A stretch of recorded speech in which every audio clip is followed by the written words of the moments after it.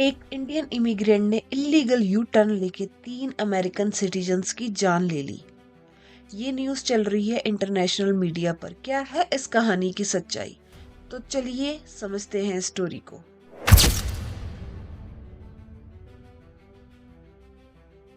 हर साल Mexico border से तकरीबन 2 मिलियन लोग इलीगली बॉर्डर क्रॉस करते हैं। इनमें से बहुत सारे लोग इंडियन होते हैं। ये लोग डोंकी रूट से आते हैं, बहुत सारे हार्श कंडीशंस का सामना करके। कंडीशंस इतनी हार्ड होती हैं कि लोग रास्ते में ही मर जाते हैं। रिसेंटली इसी रूट से ट्रैवल कर रही एक 8 साल की बच्ची की डेथ हो गई, जो अपनी माँ के साथ इस रूट पे थी। इस तरीके की कंडीशंस का सामना करके हरजिंदर सिंह 2018 में अमेरिका एंटर करता है। इस तरह एंटर करना इलीगल है और मुझे नहीं लगता कि कोई भी लाइफस्टाइल या कितने भी पैसे कमाने का लालच इस जोखिम भरे रूट पे जाने को जस्टिफाई करता है। जितनी मेहनत ये लोग इलीगली अमेरिका में एंटर होने के लिए करते हैं, उतनी मेहनत ये लोग इंडिया में कर ले तो ज़्यादा बेनिफिशियल होगा।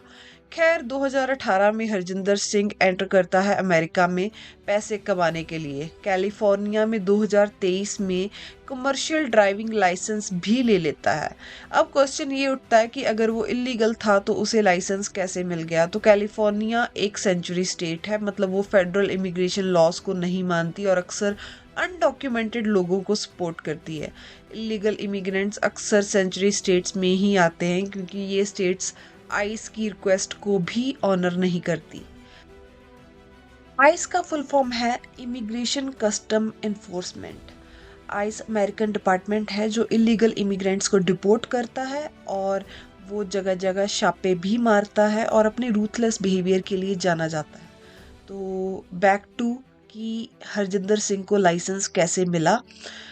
जैसा कि मैंने बताया कि कैलिफोर्निया एक सेंचुरी स्टेट है और जैसा कि मैंने कहा कि सेंचुरी स्टेट के काफी लॉज अलग होते हैं in comparison to federal laws के। पर उसे कमर्शियल ड्राइविंग लाइसेंस कैसे मिला, इस बात की इन्वेस्टिगेशन अभी भी चल रही है। उसने किसी लूप होल का फायदा उठाया या फिर कोई और तरीका था, इस बात की इन्वेस्टिगेशन अभी भी यूएस की डिपार्टमेंट ऑफ लाइसेंसिंग कर रही है। अब आता है वो इंसिडेंस जिसने हरजिंदर सिंह की लाइफ बदल दी। हरजिंदर सिंह ने एक हाईवे पर इलीगल यू टर्न लिया। हरजिंदर सिंह एक ट्रक चला रहा था, कोई छोटी सी कार तो नहीं थी वो कि वो जल्दी से यू टर्न ले लेता। यू टर्न लेते टाइम हाईवे की तीनों लेन्स कवर हो गई। इसी टाइम एक एसयूवी आती है और ट्रक से टकरा जाती है। गाड़ी के तीनों पैसेंजर्स की मौत हो गई। दो की मौत उसी टाइम और तीसरे की मौत हॉस्पिटल में। हरजिंदर सिंह को अरेस्ट कर लिया गया। इस इंसिडेंस ने यूएस में बहुत सारे मुद्दों को हाईलाइट किया। यूएसए में ये भी डिबेट है कि कैलिफोर्निया स्टेट की लीनियंसी की वजह से 3 फ्लोरिडा के लोगों की जान गई। चलो किसी तरह उसे लाइसेंस तो मिला, पर क्या उसे यूएसए की ड्राइविंग रूल्स मालूम थे? वेस्टर्न कंट्रीज में ड्राइविंग रूल्स काफी अलग और स्ट्रिक्ट होते हैं इंडिया से।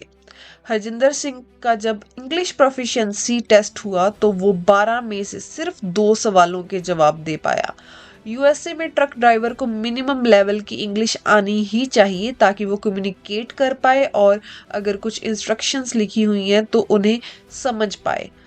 पर क्लियरली हरजिंदर सिंह इंग्लिश में प्रोफिशिएंट नहीं था और जब हरजिंदर सिंह को रोड साइंस दिखाए गए तो वो 4 में से सिर्फ 1 रोड साइंस को सही से पहचान पाया। ये टेस्ट फिर से वही सवाल खड़ा करते हैं, उसने कैसे कमर्शियल ड्राइविंग लाइसेंस लिया जबकि वो क्लियरली रोड साइंस को भी नहीं समझता था। हरजिंदर सिंह डेफिनेटली एक चलती फिरती मौत का सौदागर था जिसको कभी ट्रक का लाइसेंस मिलना ही नहीं चाहिए था। अब जाहिर सी बात है यूएस में हरजिंदर सिंह के खिलाफ हेट है। अब इस मुद्दे से एक दूसरा मुद्दा भी खड़ा हो गया। Trump government anti immigrant policies पे चलती है। वो इलीगल इमिग्रेंट को इलीगल एलियन या फॉरेन एलियन कहते हैं। इस एक्सीडेंट से ट्रंप गवर्नमेंट को मौका मिल गया कैलिफोर्निया की गवर्नमेंट को बैकलैश करने का। हरजिंदर सिंह पे 6 चार्जेस लगे हैं, 3 वेहिकुलर होमोसाइड्स के और 3 मैनस्लॉटर के। एक्सपर्ट्स के अकॉर्डिंग इन चार्जेस से हरजिंदर सिंह को तकरीबन 45 साल की सजा मिलेगी। पर अभी इस केस में ट्रायल स्टार्ट होना अभी बाकी है और कोर्ट की प्रोसीडिंग्स अपने तरीके से चलती है। हम ऐसे मुद्दे पे बात करेंगे जिसको अमेरिकन मीडिया ने अब तक कंप्लीटली इग्नोर किया। इस बात पे कोई शक नहीं है कि हरजिंदर सिंह ने एक इलीगल यू टर्न मारने की कोशिश की। पर अब इस वीडियो को दोबारा देखो। इस वीडियो को देखकर ऐसा लग रहा है कि एसयूवी के ड्राइवर ने ब्रेक लगाई ही नहीं, या फिर जब ब्रेक लगाई तब तक बहुत देर हो चुकी थी। अब उस हाईवे की speed limit 70 miles per hour है, या फिर कह लो कि अराउंड 110 किलोमीटर पर आवर की है। अगर एसयूवी के ड्राइवर ने थोड़ी देर पहले भी ब्रेक लगाने की कोशिश की होती तो स्पीड 60-70 किलोमीटर पर आवर की हो जाती और इम्पैक्ट कंपैरेटिवली बहुत कम होता।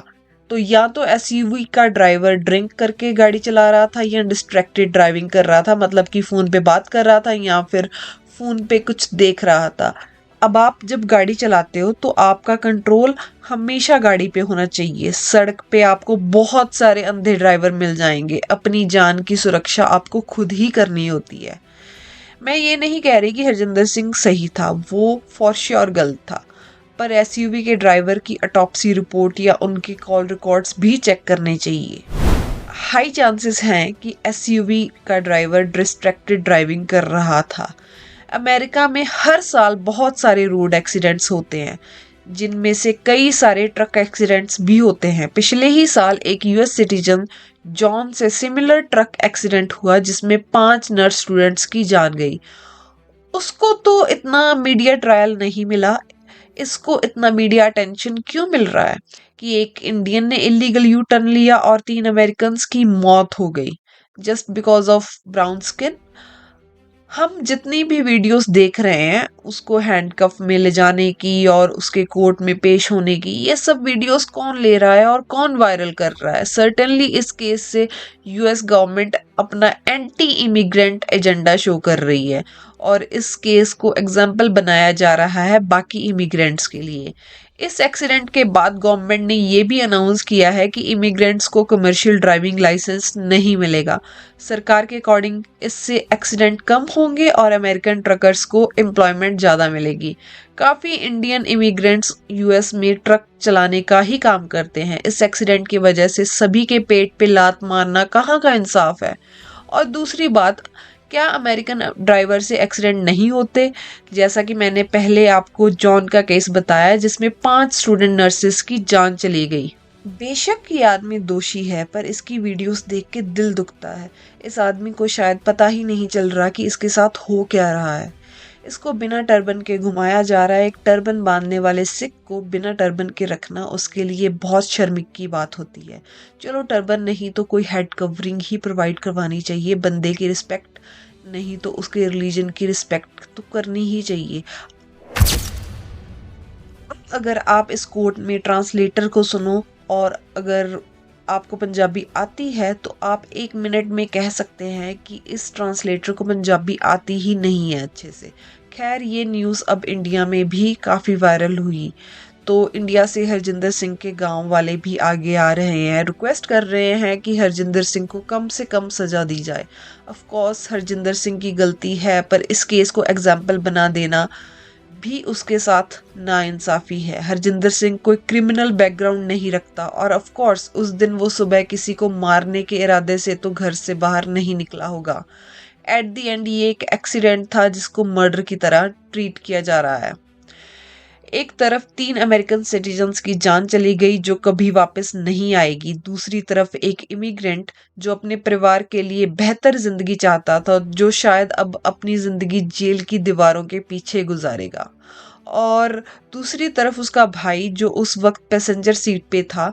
आइस ने पकड़ लिया है और अब उसको भी डिपोर्ट किया जाएगा। सच्चाई ये है कि एक्सीडेंट्स हर मुल्क में होते हैं, चाहे ड्राइवर अमेरिकन हो या इंडियन, लेकिन जब एक ब्राउन स्किन इमिग्रेंट इन्वॉल्व होता है तो उसके साथ सिर्फ कानून का नहीं मीडिया का भी ट्रायल होता है।